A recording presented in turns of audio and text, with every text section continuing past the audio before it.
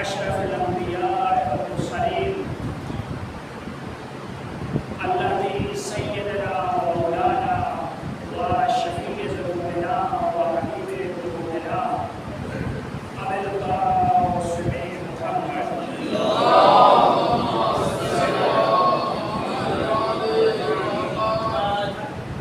وعلى اهل بيته الطيبين الطاهرين المعصومين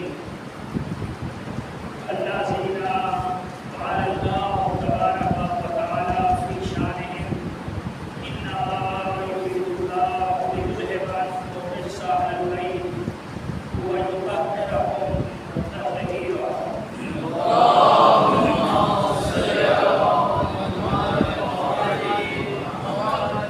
ولعنة الله على أعدائهم أجمعين من يوم عقابتهم إلى قيام يوم الدين. أما بعد فقد قال الله تبارك وتعالى في قرآنه المجيد وفرقانه الحميد وقوله الحق وهو أصدق القائلين. بسم الله الرحمن الرحيم. يا أيها الرسول بلغ ما أنزل إليك من ربك فإن لم تفعل فما بلغت رسالته والله يعصمك من الناس. صلوات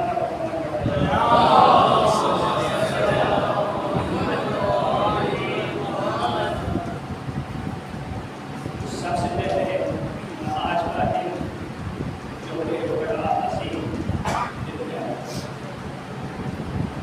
شیعہ نے قرار دی سب سے بڑی عید کا دن ہے۔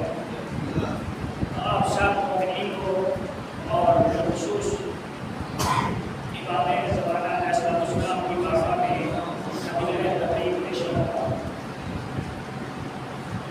دعا ہے پروردگار عالم آپ سب کا یہاں پر تشریف لانا اپنی بارگاہ میں بڑا شکر ہے۔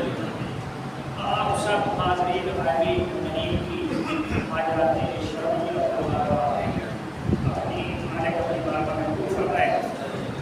اپنی دعاؤں کی قبولیت کے لیے، مریضوں کی شفایابی کے لیے، امام زمانہ علیہ السلام کی ضرورت کے لیے، مسجد مجلس کے شرف قبولیت کے لیے بابا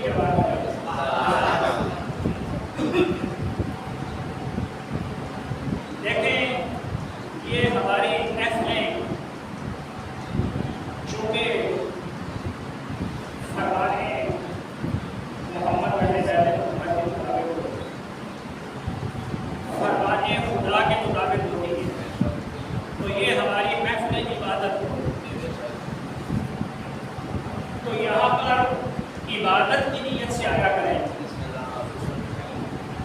چونکہ جب بندہ ولایت علی ابن ابی طالب کو قبول کر لیتا ہے تو سانس لینا بھی عبادت کرتا ہے۔ اگر اس کے تقاضے انسان پورا کرے جیسا کہ محمد اہل بیت محمد چاہتے ہیں تو انسان کا سونا، جاگنا، اٹھنا، بیٹھنا، ہر چیز عبادت مومن کی ہے۔ اسی وجہ سے اللہ کے حبیب نے یہ فرمایا تھا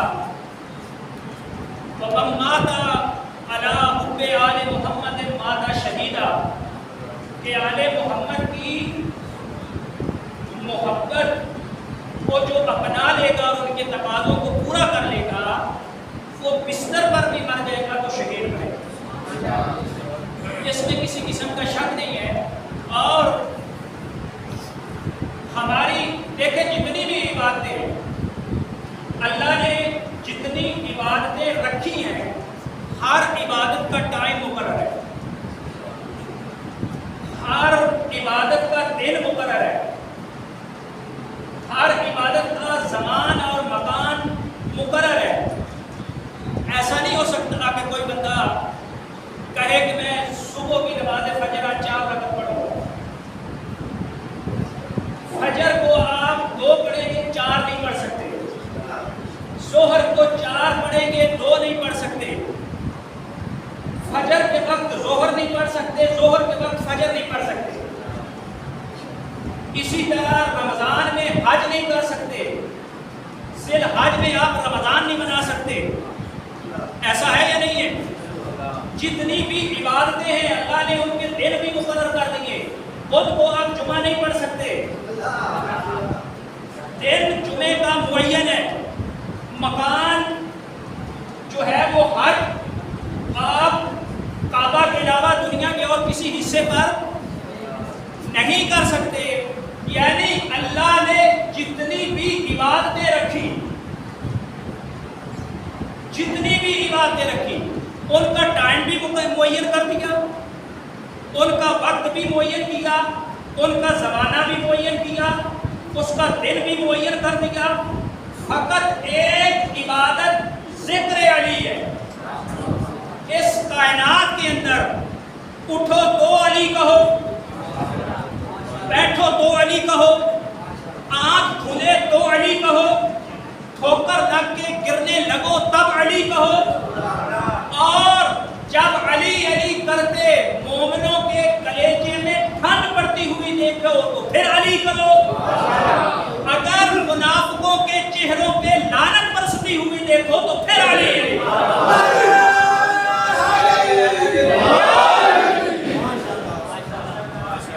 چونکہ یہ مجمع سارا ایمان والوں کا مجمع ہے، یہ مجمع مومنوں کا مجمع ہے، تو ظاہر ہے جو بھی ولایت محمد و اہل بیت محمد کو قبول کر لیتا ہے اس سے بڑا مومن تو کوئی ہو نہیں سکتا۔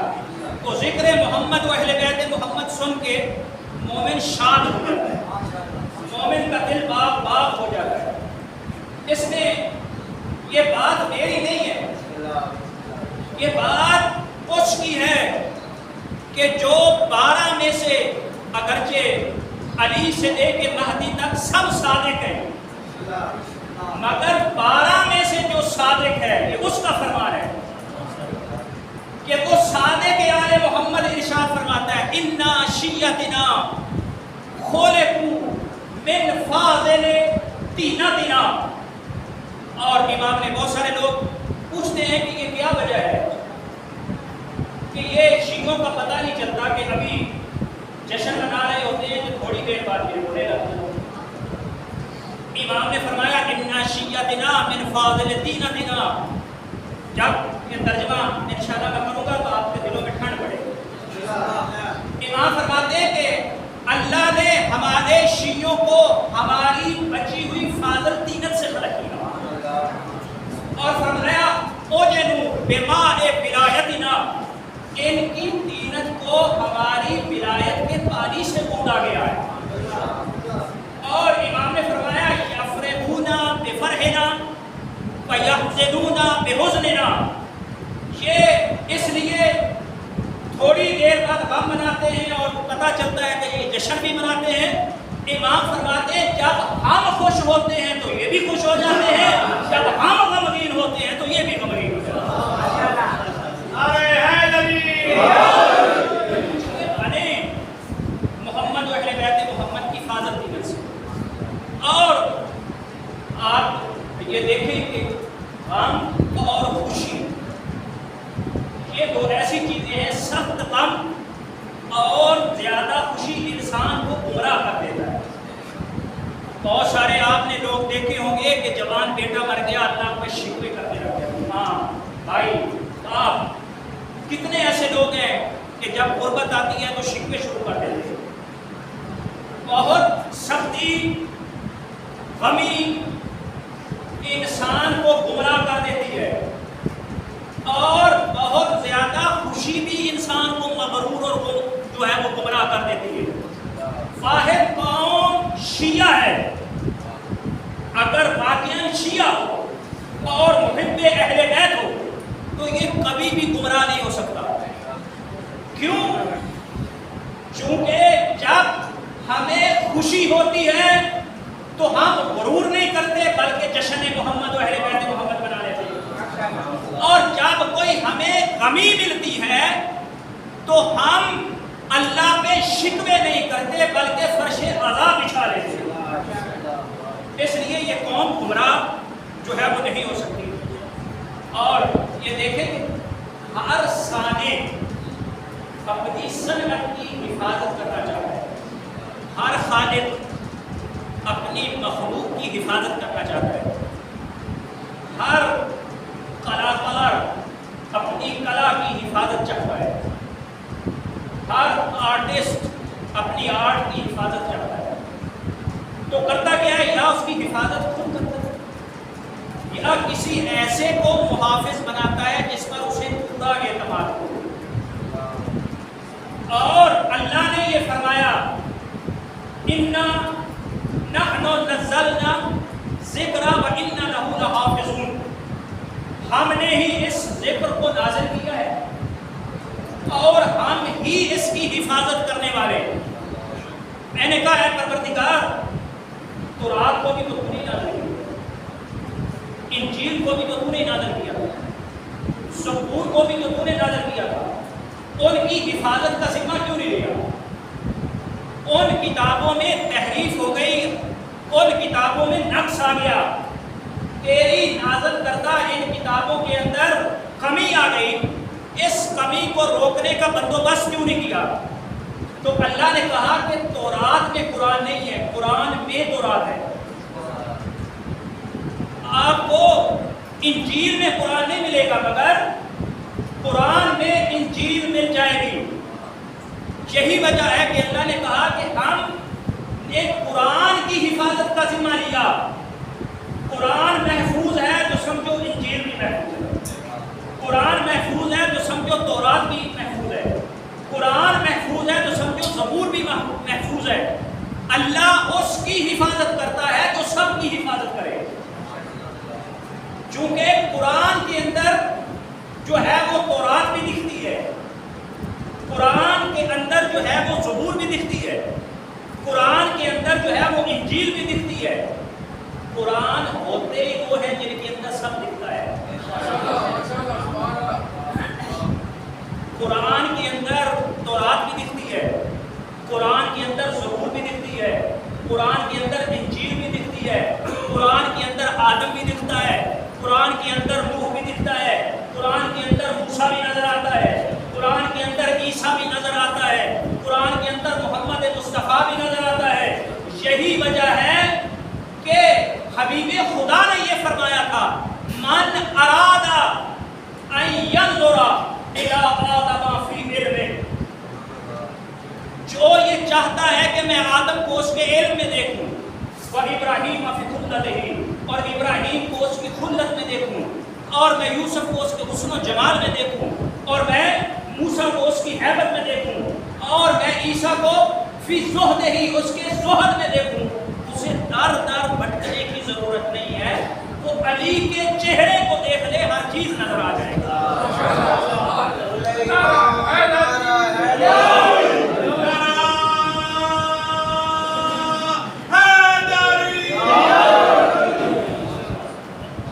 اگر آپ بیدار ہو گئے ہیں تو جملہ میں بھی کہتا ہوں جب تک آپ سوچ رہیں گے تو میں بھی سوچ رہا ہوں.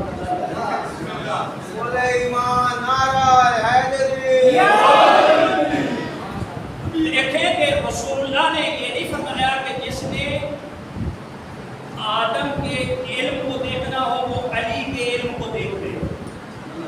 توجہ کیجیے گا, میں آج بول رہا ہوں بہت بڑا, آپ ذرا بیدار ہو گئے تو میں نے کہا تھوڑا سا بول دیں.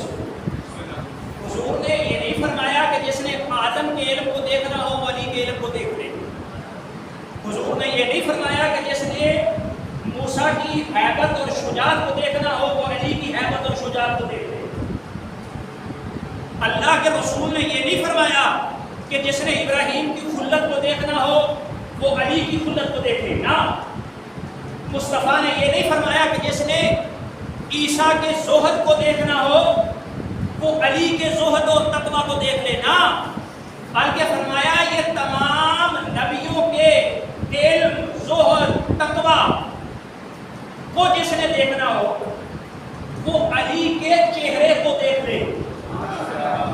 ایک ہے صورت، ایک ہے سیرت، دو چیزیں، ایک صورت ہے ایک سیرت ہے۔ صورت ہے یہ میری، سیرت اچھا علم سیرت میں ہوتا ہے یا صورت میں؟ سیرت میں ہوتا ہے۔ تقویٰ سیرت میں ہوتا ہے صورت میں؟ کتنے ایسے لوگ ہیں چہرے سے بڑے متقی لگتے ہیں، شیطان بھی چہرے سے بڑا متقی لگتا ہے، بہت بڑے بڑے لوگ چہرے سے بڑے متقی لگتے ہیں لیکن اندر سے بڑے غلیظ ہوتے ہیں۔ سیرت اور ہے، صورت اور ہے۔ علم سیرت میں پایا جاتا ہے، علم سیرت میں پایا جاتا ہے، شجاعت سیرت میں پائی جاتی ہے، مگر اللہ کے حبیب نے یہ نہیں کہا کہ جس نے انبیاء کے علم کو دیکھنا ہو، ان کی قدرت کو دیکھنا ہو، ان کے علم کو دیکھنا ہو، ان کی ہیبت کو دیکھنا ہو، ان کے زہد کو دیکھنا ہو، وہ علی کے زہد کو مت دیکھے، علی کے چہرے کو دیکھے۔ یعنی مصطفیٰ فرمانا یہ چاہتے ہیں جہاں انبیاء کی سیرتیں ختم ہوتی ہیں وہاں علی کی صورت شروع ہو رہی ہے۔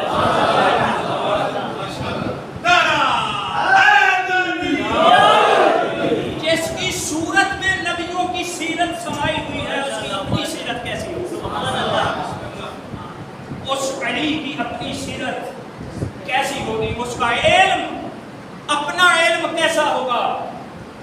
یہی وجہ ہے کہ اللہ نے اپنے حبیب کو یہ حکم دیا، یا ایھا الرسول بلغ ما انزل الیک من ربک، اے میرا حبیب پہنچا دے وہ پیغام، بس ایک تو رسول اور آپ کے سامنے دبام سے پہنچا دے وہ پیغام جو تیری طرف پہلے سے نازل ہو چکا ہے،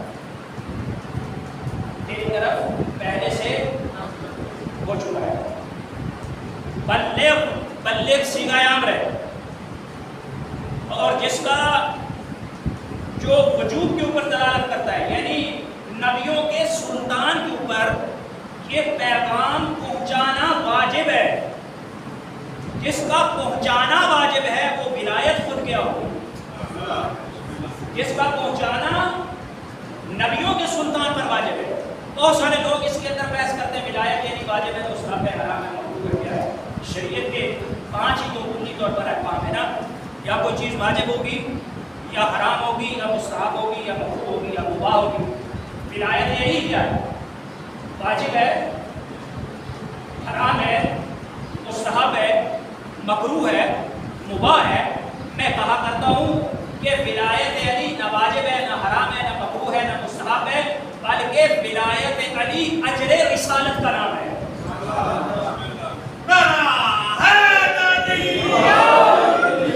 اجر رسالت کا نام ولایت علی ہے۔ کیوں؟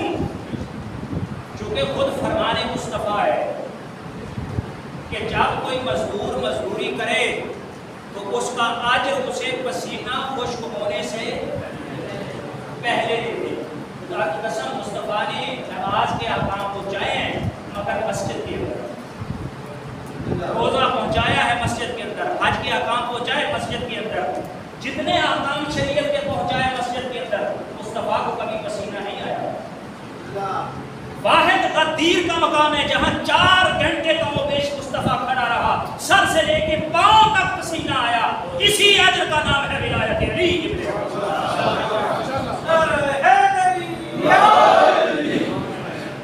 یہ وہ مقام ہے کہ جہاں چلملاتی ہوئی دھوپ کے اندر مصطفیٰ کھڑے ہو کے پیغام پہنچاتے رہے اور صحابہ کھڑے ہو کے سنتے رہے۔ یہ وہ پیغام ہے، اور یہ ولایت کا پیغام ایسا ہے، ولایت علی ابن ابی طالب ایسا بھاری عہدہ ہے، اسے ہر کوئی حاصل نہیں کر سکتا۔ یہ میں نہیں کہہ رہا، یہ کوئی میری تقریر کا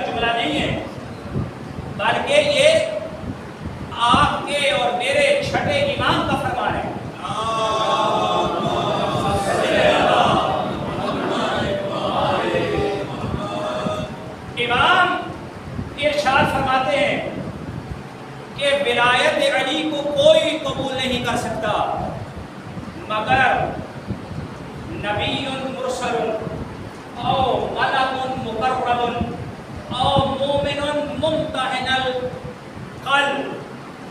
علی کی ولایت کو یا قبول کرنے کے لیے یا نبی مرسل ہونا پڑتا ہے یا ملک مقرب ہونا پڑتا ہے یا وہ مومن علی کی ولایت کو قبول کرے گا کہ جس کے دل کا اللہ نے امتحان لے لیا ہوگا. مگر یہ پتا کیسے چلے گا کہ اللہ نے دل کا امتحان لیا ہے یا نہیں لیا؟ پاس ہو گئے ہیں یا فیل ہو گئے ہیں؟ تو ذکر علی شروع کر لیجیے کیجیے، چہرے پہ پڑھ لینا. اگر چہرے پہ رحمت برس رہی ہو تو دیکھ لینا کہ یہ پاس ہو چکا ہے.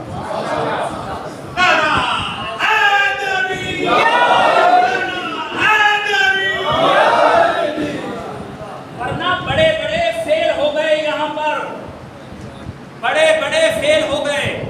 اور حتیٰ کہ خدا کی قسم میں کیا کروں، اگر یہ قرآن نہ ہوتا ہم خاک پا بھی نہیں، کہاں انبیاء، کہاں ہم عام خاکی انسان. مگر خدا کی قسم سورہ کافی اٹھائیں، دیگر ہماری کتابیں اٹھائیں، بڑی بڑی. اللہ کے نبی سب سے پہلے آدم، ان کو جنت سے جب نکالا گیا تو کیسے نکالا گیا؟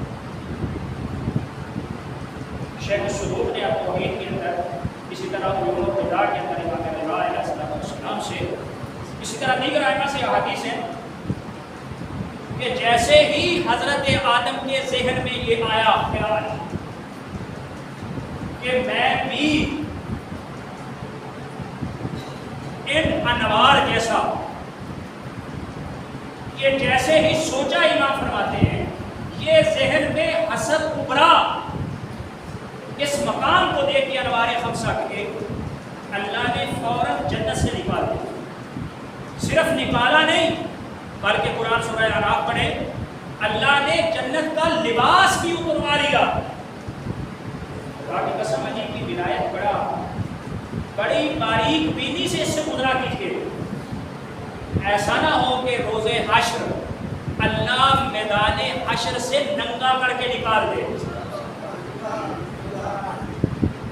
ولایت علی اور اس کے تقاضے بہت بڑے، جتنا بڑا عہدہ اتنے بڑے تقاضے. یہ خدا کی قسم ایسے ہی نہیں ملی یہ ولایت محمد اہل بیت محمد. اس کے لیے بہت بڑے تقاضے جو ہے وہ پورے کیے خدا کے محمد اہل بیت محمد. بڑے اس کے لیے مصائب جھیلے، بڑے جو ہے وہ محمد اہل بیت محمد نے جو اللہ نے وعدہ لیا یوم الست، اس کو پورا کیا. اور یہ وعدہ آسمان میں، یہ صرف وعدہ محمد اہل بیت محمد سے نہیں لیا گیا بلکہ ہماری روحوں سے بھی لیا گیا. اور یہی وجہ ہے کہ آج جتنے بھی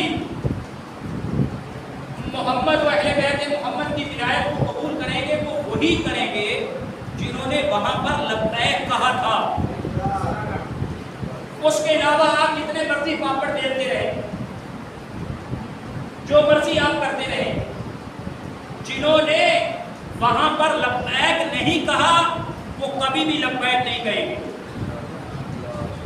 حافظ کرسی نے اپنی کتاب کے اندر انوار المشرقین کے اندر یہ حدیث نقل کی، کہا کہ ایک شخص بڑا دوڑتا ہوا مولا کائنات کے پاس آیا اور آپ کہنے لگا یا علی میں آپ کا محب ہوں. امام نے فرمایا جھوٹ بول رہے ہو. وہ کہنے لگا خدا کی قسم میں آپ سے محبت کرتا ہوں. امام نے فرمایا خدا کی قسم تو جھوٹ بول رہا ہے. اس نے کہا کہ یا علی کیا آپ نے میرا سینہ چیر کے دیکھا ہے کہ میرے اندر آپ کی محبت ہے یا نہیں ہے؟ امام نے فرمایا کہ میں تیرے سینے کی یا یہاں کی بات نہیں کر رہا، میں وہاں کی بات کر رہا ہوں جب روحوں سے میری بیعت لی جا رہی تھی اس وقت تو میں نے تمہیں نہیں دیکھا تھا.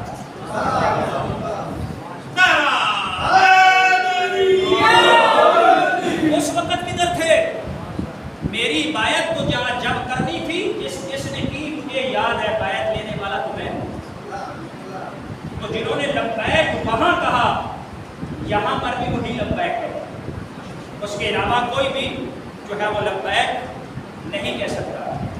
یہ وہ اللہ کا پیغام ہے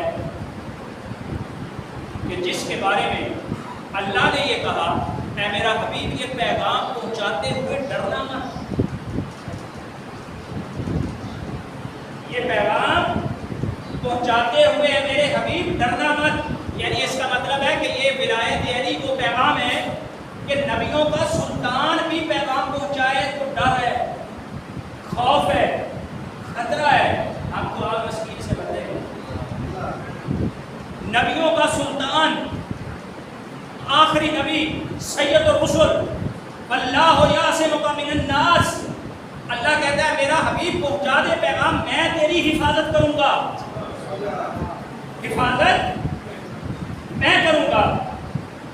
میں نے کہا ہے پروردگار یہ تیرا نبی ہے، تیرا حبیب ہے، تھوڑی دیر زیادہ کھڑا ہوتا ہے تو صورتیں پوری اتار دیتا ہے، یا ایھا المزمل قم اللیل الا قلیلا، تھوڑا کھڑا ہوا کر، یہ تیرا حبیب ہے۔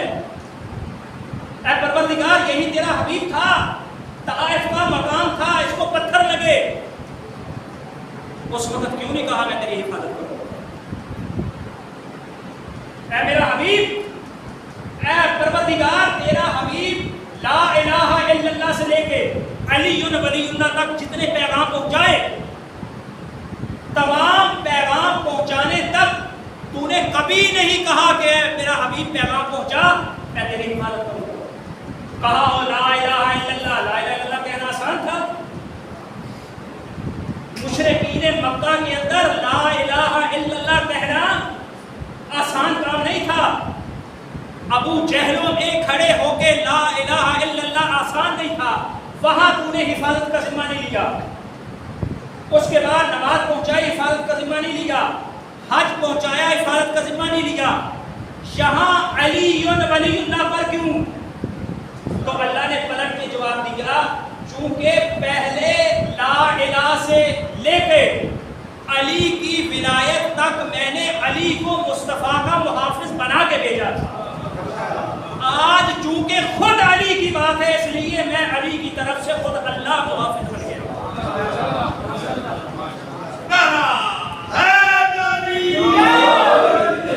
چونکہ آج بات علی تو معلوم ہوا کہ علی کا جب بھی پیغام ہو تو ڈرا مت کرے،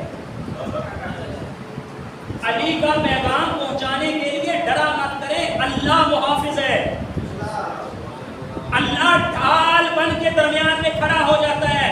گویا کہ دوسرے لفظوں میں اللہ نے یوں کہہ دیا کہ علی کو مٹانے کے لیے پہلے اللہ سے جنگ کرنا پڑے گا۔ جو یہ چاہتا ہے کہ علی ختم ہو جائے، پہلے اسے اللہ سے جنگ کرنا پڑے گی، اور اللہ سے جو جنگ کرنا چاہتا ہے وہ علی کے مقابلے میں آ جائے۔ خدا کی قسم اگر یہ پوری دنیا جس طرح کے حضور اکرم صلی اللہ علیہ وسلم کا فرمان گرامی ہے، لَبِجْتَمَعَ النَّاسُ عَلَىٰ حُبِّ عَلِيِّ بْنِ أَبِي طَالِبٍ لَمَا فَرَقَ اللَّهُ النَّاسَ، اگر یہ کائنات کی دنیا کے لوگ لَبِجْتَمَعَ النَّاسُ کا، لَبِجْتَمَعَ المسلمین نہیں، لَبِجْتَمَعَ المؤمنین نہیں، لوگوں میں کافر، مسلم، غیر مسلم سب جمع ہو جاتے، رسول فرماتے ہیں علی کی محبت پر تو اللہ جنت میں خلق ہے۔ اور اگر یہ محبت پہ جمع ہو جاتے تو خدا کی قسم آج قرآن نہ جل رہے ہوتے۔ اگر محافظین قرآن کو مانا ہوتا تو آج جو سویڈن کے اندر ہوا، قرآن مجید کو جلایا گیا، یہ کسی کے اندر جرأت نہ ہو۔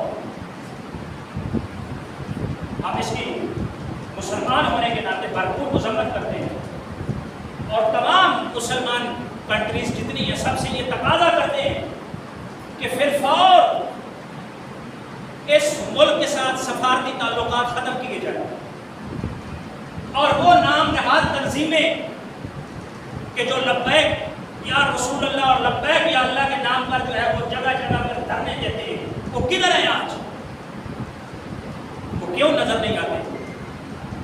تو کیوں تمام مسلمان نظر نہیں آتے؟ کیا قرآن مجید کی کوئی اہمیت نہیں ہے؟ آج قرآن مجید کو جلایا گیا ہے اور کسی شخص کا نہیں ہے، یہ باقاعدہ سے حکومت نے اور اس ملعون کو اجازت دی، تو لہذا کسی شخص کے خلاف جو ہے یہ اجتماع نہیں ہونا چاہیے، یہ کسی شخص کے خلاف ایک بیان بازی نہیں ہونی چاہیے، بلکہ اس پورے ملک کے خلاف جو ہے وہ تمام مسلمانوں کو کھڑا ہونا چاہیے، اور یہ تب ہی کھڑے ہو سکیں گے جب تک صحیح معنوں میں ولایت علی ابن ابی طالب کا میرا مسلمان جب بنا ہو جائے۔ اللہ نے عالم سے دعا ہے کہ ہمیں صحیح معنوں میں اسلام کو سمجھنے اور